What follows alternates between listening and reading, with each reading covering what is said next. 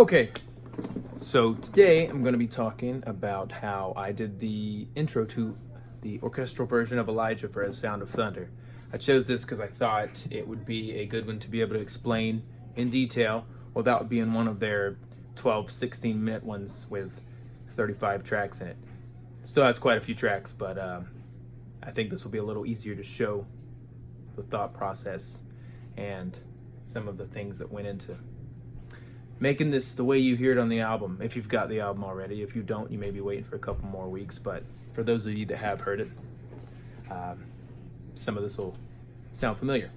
All right, so when I first heard this one, the whole ghost house kind of theme made me think of King Diamond almost immediately from the Them album, let me try that again, and Conspiracy, of course, the follow-up. I'm a big King Diamond fan, and I know the A Sound of Thunder folks are too. So that's what I thought of first off. Going along with that theme, I thought, what's spookier than kids, right? Got 4 myself, so right in there, they can be scary. We've got in this a music box that I added in the beginning, the sound of a music box winding up, and a children's choir, which adds to that haunting atmosphere. And other than that, just the traditional orchestra stuff. So let's walk through it bit by bit. So the first thing we've got here that you're gonna hear is a wind-up sound for the music box. So I'll turn those on together so you can hear what they are supposed to sound like together. So as you can see here, we've got 2 tracks, a wind-up sound effect, and then the music box. It comes in here a little bit, and then if you can see this here, it comes in a little bit later towards the end with the rest of the music. But let's hear that intro where it first does some of the stuff that was taken by the harpsichord in the original. The da da da da da da da da. You know it. You guys know the song. You know how it goes. Here we go. Oop. Let me turn off that click track.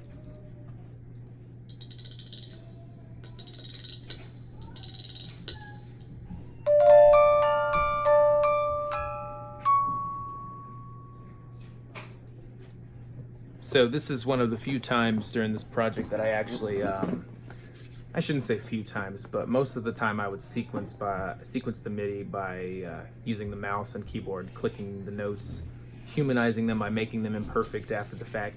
This one, in order to do the kind of, if you've ever had a music box or played with one, you kind of know how the notes kind of are jarring, they kind of stilted sound. They're not perfect, so in order to roll across the keys, Brandon. I played that one myself.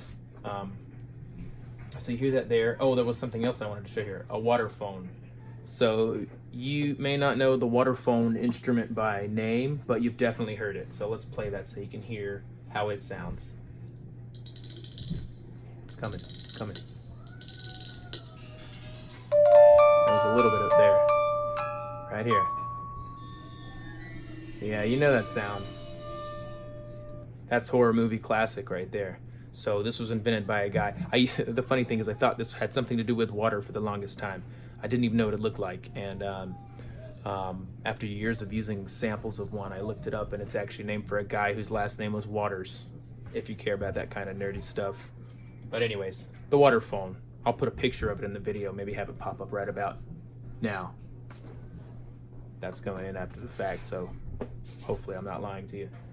That was to create the atmosphere of this beginning, create that whole haunted house kind of vibe.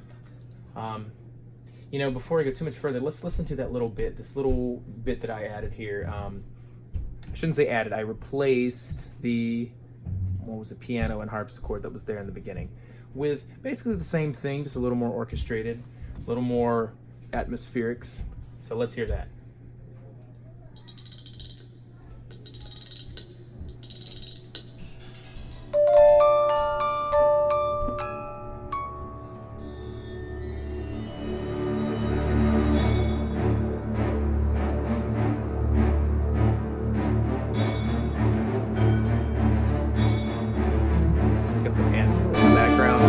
There's that children's kids.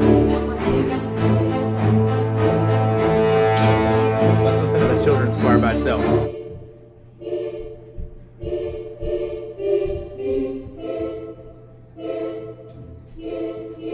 It's always been so silent.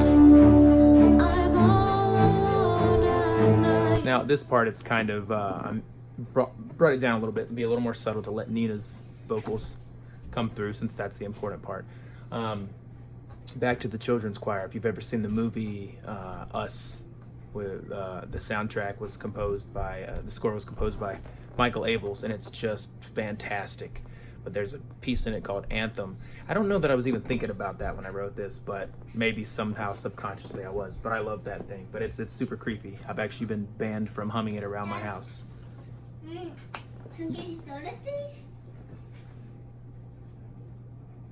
Sorry, there's a kid speaking to me right now. 1 second.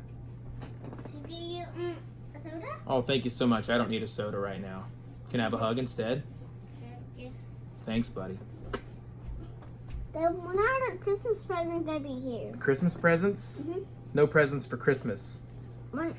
What's for Christmas? All right, go back upstairs. I'm working on something, okay? I wouldn't want to play down here. All right, well, you can play down here in just a little bit. All right? Okay, where were we? We were looking at the strings. Now we're gonna look at the strings. So what I've done here is for this bit, we did the intro in one section, in one piece, and the rest of the song in another completely separate project file, because that's the way they recorded it originally, if I remember right, and it worked out better this way for me to work on it this way. So as you can see on the screen, I've got violas, the cello, basses, then a couple of tracks here that say full strings and short strings. A reason for doing that is because sometimes it's easier to just use these full string, these ensemble patches as they're called sometimes. It's easier to use those because you might have like, you might be doing just octaves, the kind of Hans Zimmer-y film score-y kind of thing, and it's easier to do that. For me, it also is helpful because these, if you know anything about MIDI, you can use the modulation wheel in this particular patch and swell the strings both in volume and intensity, upward and down, of course down to nothing. Same with the short strings patches there. You can control everything a lot easier. For the individual sections like the violas here, the cello, the basses, and the violins, when I use them, they're a little, they just work a little differently, so you can't use the mod wheel quite the same way. It basically controls more like the vibrato and intensity, but not the volume. So sometimes when I want to do swells, this is better. Let's see, so let's listen to the strings by themselves. I'll probably need to start right around measure 5, I think. Let's see. Okay, yeah. And you can hear that swell in the low strings there.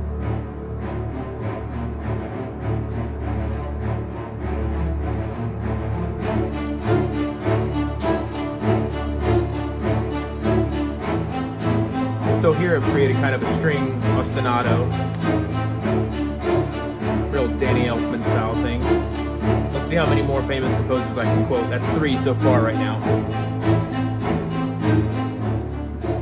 And you hear there the intensity dropped drastically, and that's to let the vocals come through.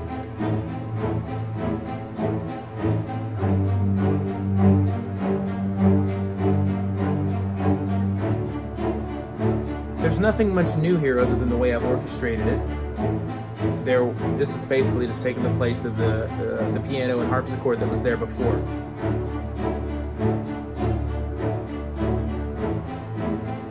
Okay, that's enough of that. Let's go back to the beginning here.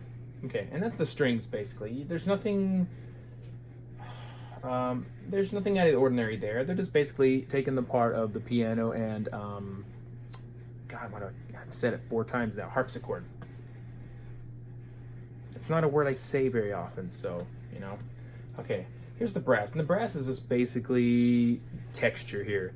A lot of swells. If you know what, if you ever work with wave files, any kind of audio stuff, you can kind of even see the volume swells here. There. And on this one I chose to just use French horns, trombones, and then this low brass thing. I don't even know what the low brass, it's an ensemble patch, but I don't know what it's supposed to consist of. Maybe some tubas and trombones and Wagner tuben. But it adds a lot of low end and a lot of power. When you need it for the low brass kind of sound, it really adds. So I use that patch a lot with anything I use brass, and I use that patch. So let's hear. I think it comes in right about here. So let's hear. And there we go. And you can hear it swelling.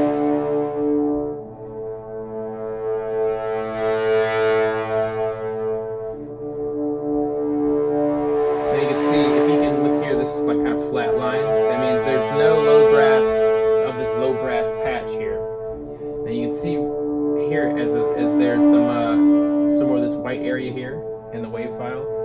You can tell when the low brass is going to come in, and it's going to be much more intense. You can hear it right there.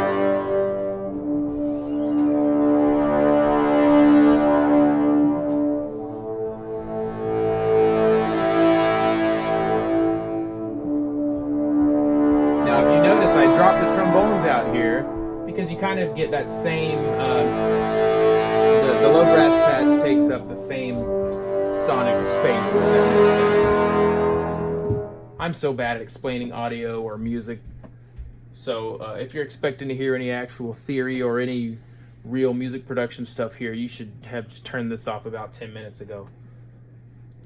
Okay, let's check out the percussion. That might be a little bit boring, but we're gonna do it. I've put this wind up here in percussion because it's more percussion than anything. We've got this wind up sound, the anvil, which is just a bunch of clank, clank, clank sounds, the orchestral chimes, triangle, and waterphone. So there's not a whole lot of exciting stuff happening here, but it's important. It is. It doesn't have to be exciting. You can hear that anvil sound. There we go. I probably overuse the orchestral chimes. Very nice triangle hit there. Let's go to another bit here. Everything hitting at once, as it should be. Let's see what's going on here.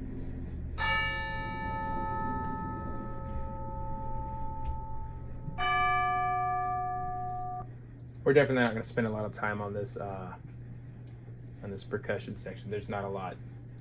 Obviously, it's all important, but probably not exciting to the viewer. So keys, what do we have here? We've got some pipe organ. Oh yeah, I actually kind of forgot about putting that pipe organ in. I have this pipe organ sample that I definitely also overuse because I just love the sound of it. So on the keys, we've got the music box and the pipe organ. I guess music box is not technically keys, but shut up. I'll do what I want.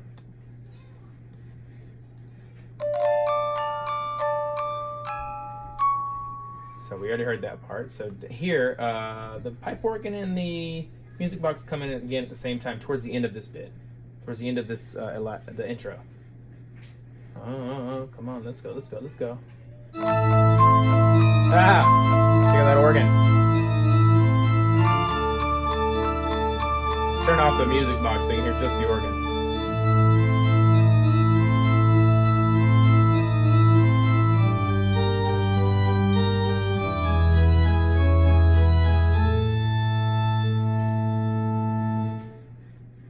That's it. Yeah, so I think we've gone through all the pieces here. Let's see, we did the choir, we did the strings, we did the horn. Yeah, okay. So let's listen to the whole thing in full. If you've got the album already, you've already heard it, but here we go. Let's listen to the whole thing.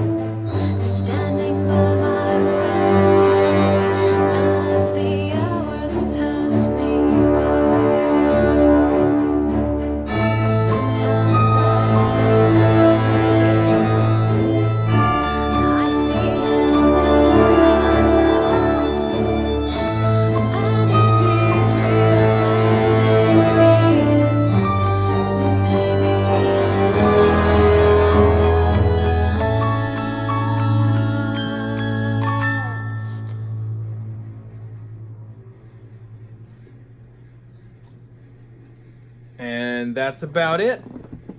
So I hope you enjoyed this little walkthrough. If you've got any questions, either vague or more general, if you're a music tech nerd, I'll be glad to try to answer them. I'm sure that if this is on my channel, I'll respond to comments, and if you're looking at this on a Sound of Thunder's channel, they'll pass the questions to me, and I'll be glad to answer. If you haven't bought the album, get yourself a copy. There's lots of goodies you can get with it as well. I'll make sure to put links to the band's Bandcamp in the description so you can get one. I think that's coming out in just a few weeks. Today's the 17th, so maybe about a month from now. I think it's mid-December. But of course, some of you have it already, so I hope you're enjoying it. Let everybody know what you think. Keep listening to A Sound of Thunder, and thanks for watching. Bye-bye.